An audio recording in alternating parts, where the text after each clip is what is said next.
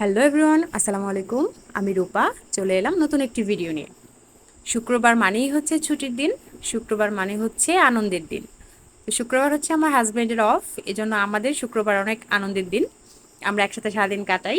তো প্রায় চেষ্টা করি আমরা শুক্রবারে একটু ঘুরে বেড়াতে, একটু আনন্দ করতে। তো এই শুক্রবারে আমরা আমাদের বাসায় ছিলাম। তো আমাদের বাসা নদীর পাড়ে, সবাই জানেন পদ্মা নদীর পাড়ে। তো আমরা একটা কি করলাম, একটা কোষা নৌকা মানে ইঞ্জিন ছাড়া নৌকা ভাড়া করলাম 1 ঘন্টার জন্য। 1 ঘন্টা ঘুরিয়ে আমাদের নামিয়ে দিবে। তো মানে এত সুন্দর ওয়েদার ছিল ওই দিন। মানে মেঘও ছিল না, বৃষ্টিও ছিল না, আবার হচ্ছে রোদও ছিল না। আর সূর্য কতক্ষণ হচ্ছে মেঘের আড়ালে, আবার কতক্ষণ উঁকি দেয়। তো এই মিলিয়ে খুব চমৎকার ওয়েদার ছিল। আর সাথে ছিল নদীর বাতাস, ঠান্ডা বাতাস। চমৎকার অনুভূতি, মানে খুব ভালো লাগতেছিল। মনে হচ্ছিল যে আমরা দুইজন ওই যে মেঘ দেখা যাচ্ছে, ওই মেঘের দেশে দুইজন এই নৌকা নিয়ে চলে যাচ্ছি, মেঘের দেশে পাড়ি দিচ্ছি।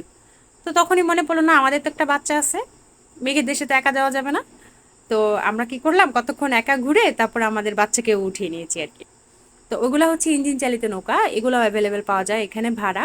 তো অনেক বেশি মানুষ হলে ওগুলাতে ঘুরলে ভালো, কারণ আমরা যেটা উঠেছি সেটা হচ্ছে ছোট নৌকা। আর ছোট নৌকায় ঘুরতে আরাম, শব্দ হয় না, আর ওই ইঞ্জিন চালিত বোটগুলোতে অনেক শব্দ হয়। আর এটা হচ্ছে আমাদের সেই চিরচারিত ডাকবাংলো মেলা। ওনারা দেখেন কি করতেছে, উনি হচ্ছে ওনার বাচ্চা বউ নিয়ে মাছ ধরতে আসছে। ব্যাপারটা কিন্তু দারুণ, আমার কাছে ভালো লাগছে। তো একসাথে থাকি ফ্যামিলি। এটা হচ্ছে আমাদের ডাকবাংলোর মেলা, সারা বছরই লেগে থাকে। এটা হচ্ছে আমাদের টুরিস্ট স্পট বলা চলে আমাদের এলাকার।